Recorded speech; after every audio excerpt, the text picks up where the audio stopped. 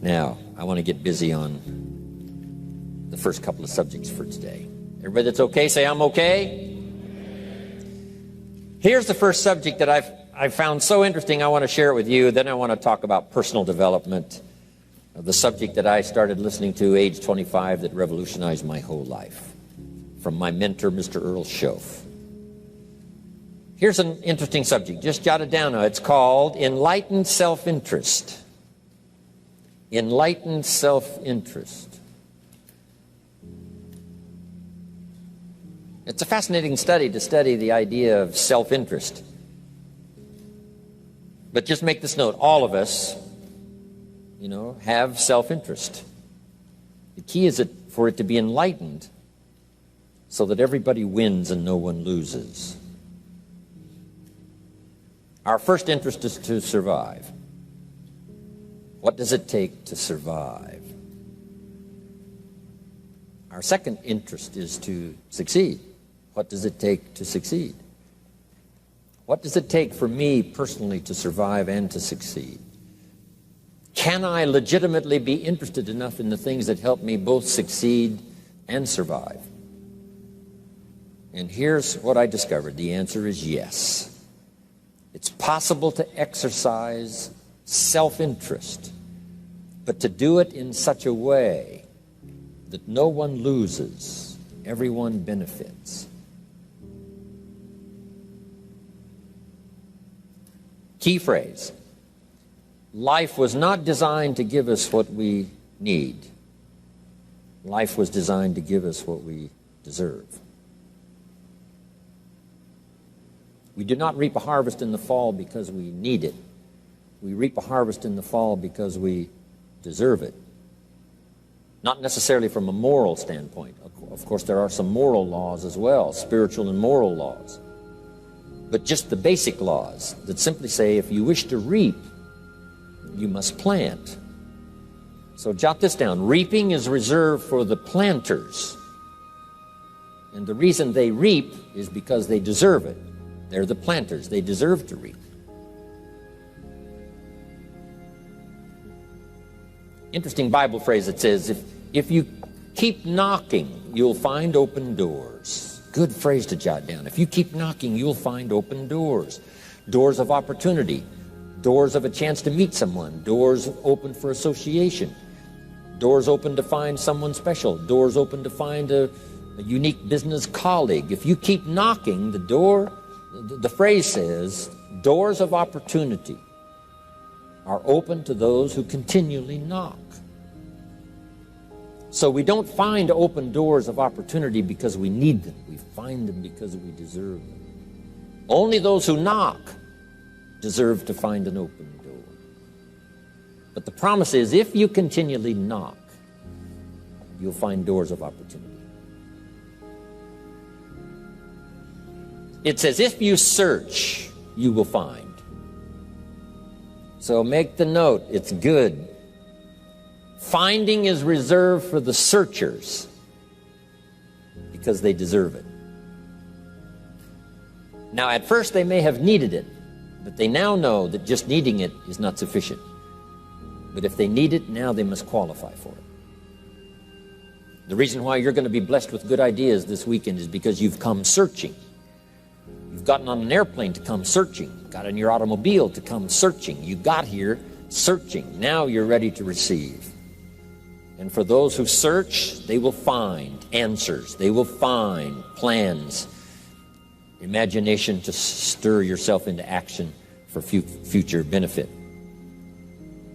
So if you search, to find a good idea, you must go looking, go searching. You've got to go to church.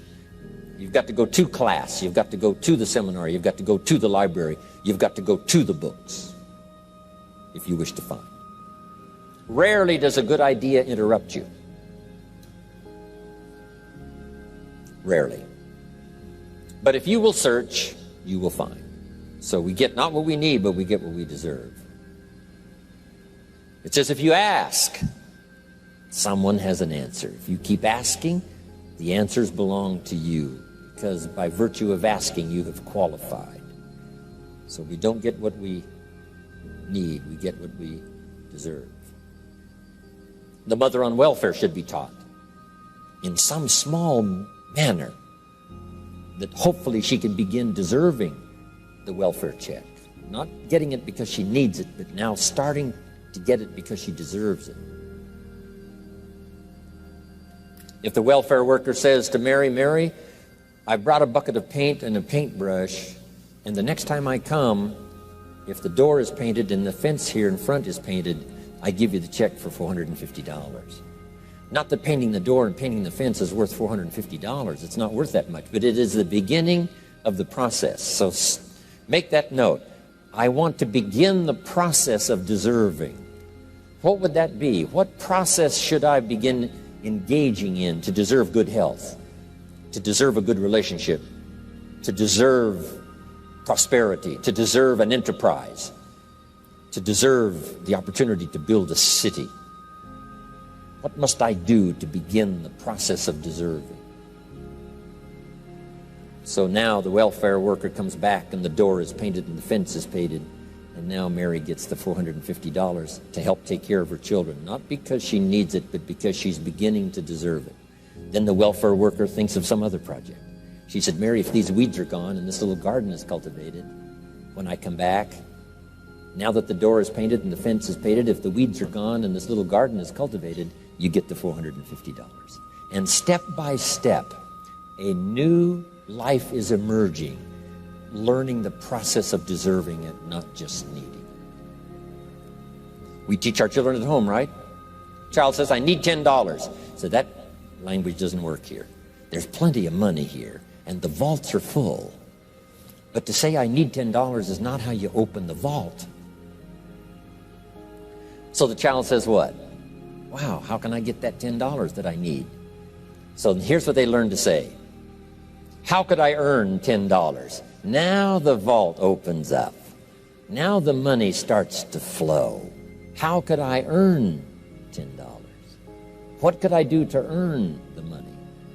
Not to get the money because you need it. Maybe you need the money. That's, all of us have needs. But here the key is to figure out how to open the vault, how to open the bank, how to open this unbelievable flow of resources to come our way. And here's the key: to deserve it, not to need it. You can't walk out to the field and say to the field, I need a crop. Here's what the field says. Here's what the ground says. Who is this clown that brings me his need but brings me no seed? So jot that down. Take your seed to the marketplace, not your need. Don't disclose your need to the marketplace, only your willingness. We'll talk about that a little later today. Because the marketplace is not interested in your need, but they are interested in your seed. They're interested in your willingness to work. They're interested in your disciplines. They're interested in your eagerness. They're interested in your vitality and your work ethic. That's what the marketplace is interested in. Not your need, but your seed. Okay. We get what we deserve. Old Testament God says, if you'll move toward me, I'll move toward you. See, that's how you get those occasions to meet God. You must make the move. God could say, you don't move, I don't move. You say, well, that's arbitrary. Well, when you're God, you can make it that way.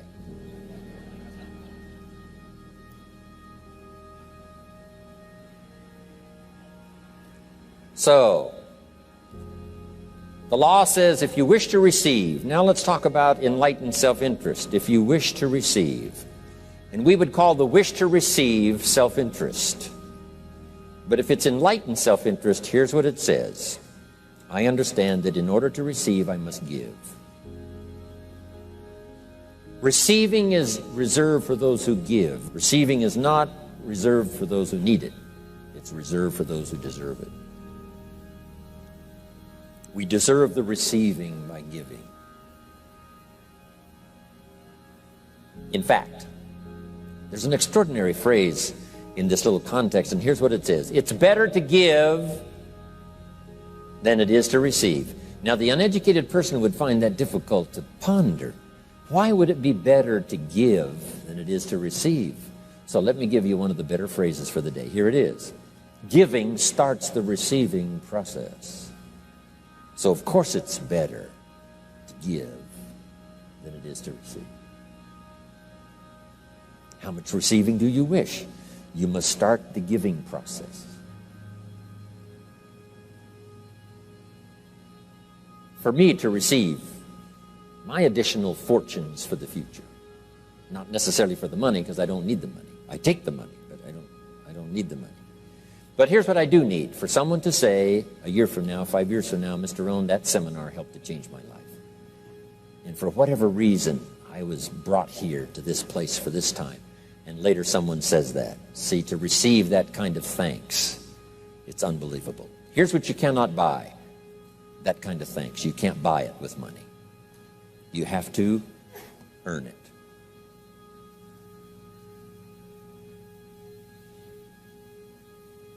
Now let's expand a little further now. That it's called the law of riches and wealth.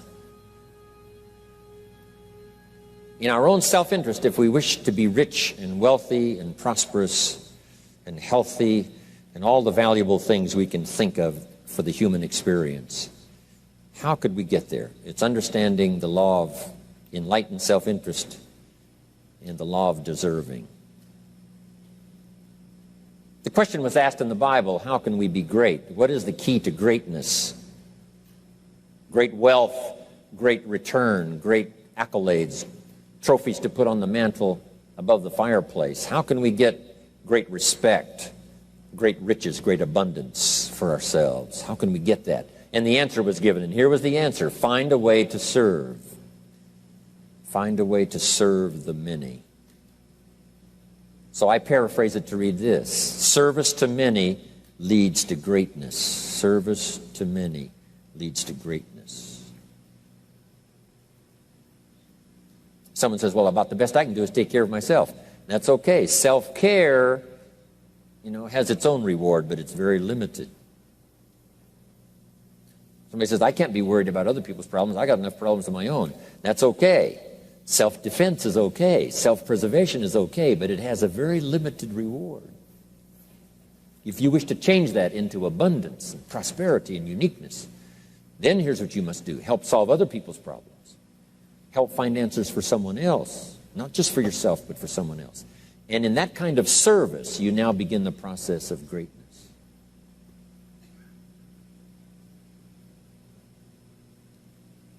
Someone asked the question, how can I be ruler over many? How could I manage a lot of people? How could I be the leader of a vast movement or enterprise? Here was the answer: nothing wrong with that wish. We call that self-interest of the highest kind. Wishing to be the manager, the ruler, wishing to be presiding over many people. Here was the answer: be faithful when the amounts are small. Be faithful when there's just a few. Be disciplined when there's only a few.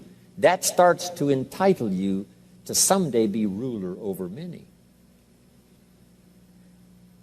You say, well, if I had a big organization, I'd really run it with a strong hand and I'd be a fabulous leader. But I've only got a few and I don't know where they are. See, that's not going to work. If you wish to preside over riches, you must start when the amounts are small. Someone says, oh, if I had a fortune, I'd really take good care of it, but I've only got a paycheck, I don't know where it goes. See, not knowing where it goes disqualifies you now for presiding over the fortune. We've all heard that, right? I don't know where it all goes. Did you ever hear that expression? Oh, we'd love to have you run the company. You don't know where it all goes. Somebody says, it just gets away from me. Oh, we'd love to have you run the world, right? It just gets away from you. Somebody says, it's only pennies and it's only a few. Here's where you begin to qualify for abundance and riches and greatness and respect, is to be disciplined when the amounts are small. Someone finds it unique, right, that this many people would come and hear what I've got to say for a whole weekend, but this is not where I started. I started with just a few, but I was so on fire with the few, trying to translate for them in my awkward ways back then what had happened to me. My life got changed, my income got changed, my health got changed, everything got changed for the better. And now I've lived the most extraordinary life. But it started with my passion for just a few, to translate for just the few. Someone says, well, there's just a few here. You know, does this meeting matter when there's only a few? And the answer is yes. Jot this down. You never know who's in the audience, whether it's a few or 1,000 or whatever. But you got to be faithful when there's just a few. Tell your story when there's just a few. Be just as passionate about ideas that can change someone's life when there's just a few. Now you begin. You're not fully qualified, but you begin the qualification to someday speak to many. Someday preside over a vast crowd. Someday be the manager or the leader of millions. It starts in those early days. To deserve it,